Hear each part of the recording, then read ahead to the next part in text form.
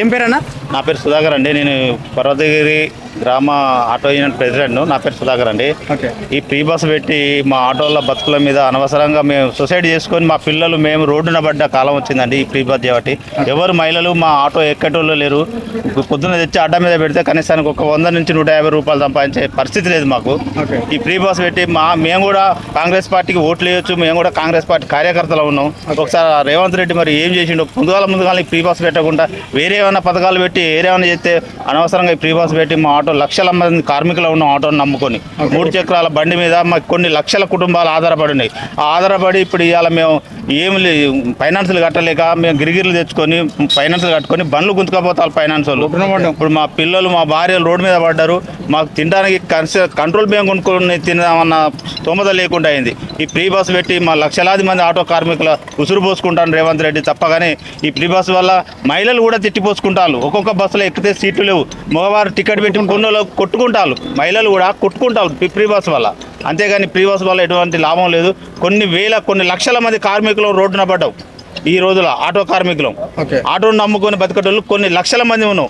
అలాంటి వాళ్ళం కూడా ఇలా రోడ్డు మీద పడి మేము ఇలా తినడానికి కూడా తిండి లేదు, ఫైనాన్సులు కట్టలేక సత్తాను. బండ్లు గుంతుకపోయిన ఆల్రెడీ ఈ అడ్డ మీద ఒక 30 బండ్లు ఉండేది, 10 బండ్లు గుంతుకపోయిన. గతంలో 10-15 రోజుల కింద వచ్చినప్పుడు చూసాను నేను 20-15 బండ్లు ఎప్పటికి ఉండేది ఇక్కడ. మొత్తం బండ్లని ఫైనాన్స్ వాళ్ళు గుంతుకపోయిన సొసైటీ చేసుకొని సావాలి అని ఆలోచనలో మా డ్రైవర్లు బతికే రోజులు వచ్చినాయి. దయచేసి ఇప్పటికైనా మాకు ఏదైనా ఒక ఉపాధి సీఎం గారు, కాంగ్రెస్ పార్టీ సీఎం గారు రేవంత్ రెడ్డి గారు ఎప్పటికైనా మాకు ఏదైనా ఒక ఉపాధి చేస్తేనే మేము బతకగలుగుతాం. లేకపోతే అందరం మహా ధర్నాలు దిగుతాం.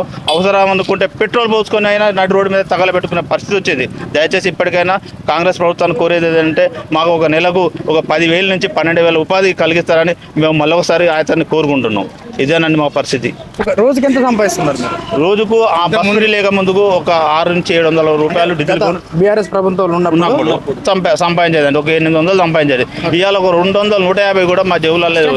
ఇంటికి పోతే మా పిల్లలు మా ముఖం చూస్తారు, డాడీ ఏమన్నా పండు తెస్తాడా, డాడీ ఏంది డాడీ రూపాయి లేదు ఎందుకు డాడీ అనే మా పిల్లల చూస్తేనే మాకు బాధ అనిపిస్తుంది. మాకు దుఃఖం మిగిలింది తప్ప కానీ ఇంకా వేరే ఏం లేదు. ఓకే, మీరు దీన్ని ఏ విధంగా చూస్తారు? ఏంటంటే హ్యాండిక్యాప్ పెట్టుకుని రోజు నడుపుకుంటున్నాం. రోజు అప్పుడు 500 చేసుకునే వాళ్ళం, ఇప్పుడు 100 రూపాయలు కూడా కష్టమవుతుందండి. ఓకే, ఈ కాంగ్రెస్ ప్రభుత్వం దగ్గర ఇబ్బంది. మేము కాంగ్రెస్ కార్యకర్తలమే అయినా రోడ్డున పడేసింది మమ్మల్ని. ఏం చేయాలో అర్థమైతే లేదు. హ్యాండిక్యాప్ నాది, ఇది ఏం ఉపాధి లేదు. ఏం చేయమంటారు? ఇటు చేసి బస్సులు పెట్టి అంత ఇబ్బంది పెడుతున్నాడు. ఏం డిమాండ్ చేస్తున్నారు? ఉచిత బస్సులు తీసేయాలి ఫస్ట్.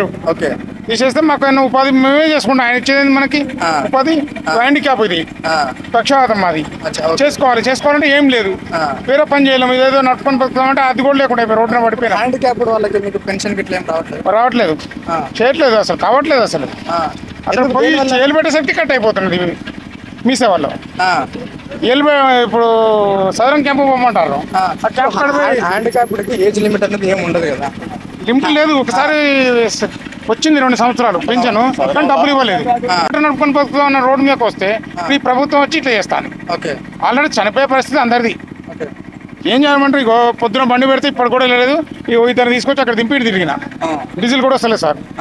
ఈ ప్రభుత్వం మార్చుకోవాలి. ఓకే, ఇప్పుడు ప్రజాపాలన అంటే బీఆర్ఎస్ ప్రభుత్వం ఉన్న తర్వాత, అప్పట్లో బీఆర్ఎస్ 10 సంవత్సరాలు బాగానే చేసుకొచ్చింది అనేసి చాలా మంది ఎక్కడ చూసినా కూడా బీఆర్ఎస్ ప్రభుత్వాన్ని పొగుడుతున్నారు.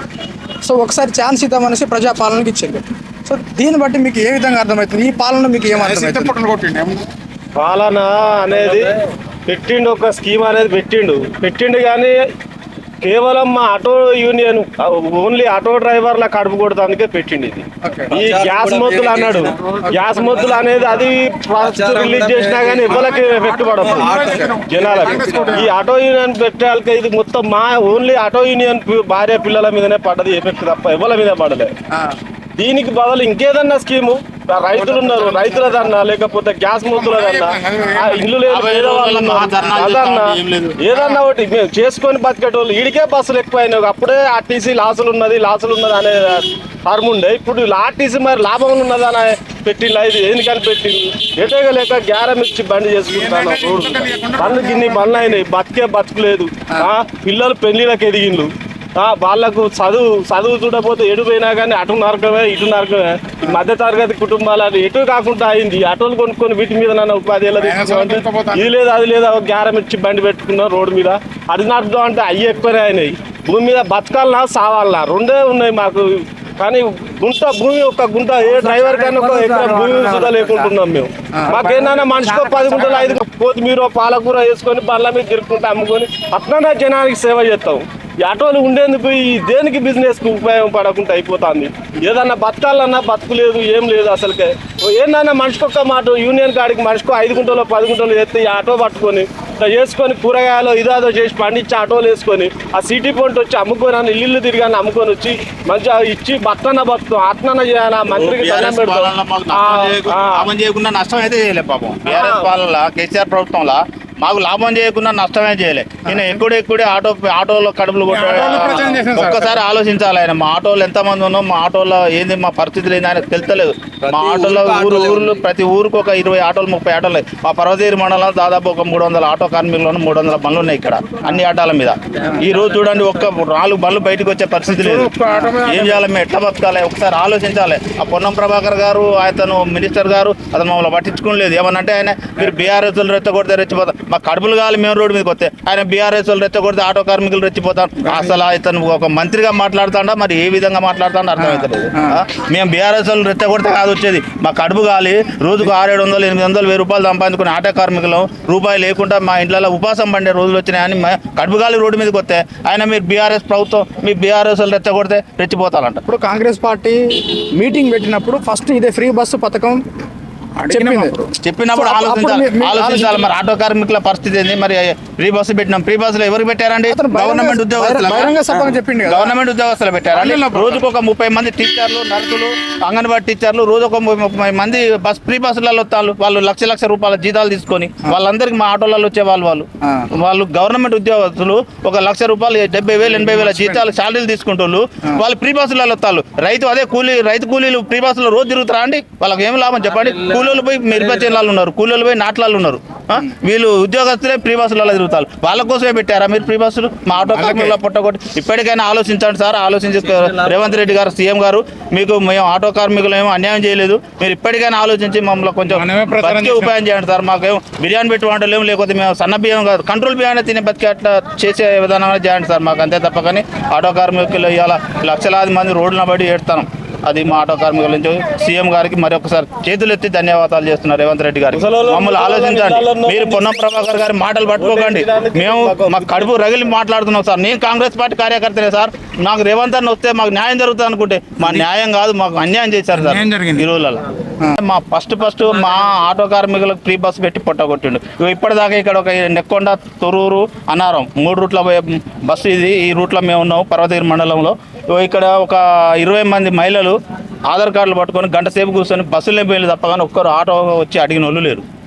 ఇది సార్ మా పరిస్థితి. రోడ్డున పడ్డం, అనవసరంగా రోడ్డున పడ్డం ఇప్పుడు ఏడుతా ఉన్నాం. అటువంటిది ఇప్పుడు కాంగ్రెస్ ప్రభుత్వం వచ్చిన కాడ నుండి మాకు ఏమీ అసలు రూపాయి సంపాదించలేదు. వచ్చుడు ఈడ పెట్టుకున్నాడు, ఇప్పుడు ఆడ కూకున్నాడు, ఇంటికి పోడు అవుతాను సార్. ఇంటికి పోతే పిల్లలకు పెట్టుబడి పెట్టలేక ఆ స్కూల్లో ఫీజులో ఇటు వెళ్ళకుండా ఇబ్బంది అవుతుంది.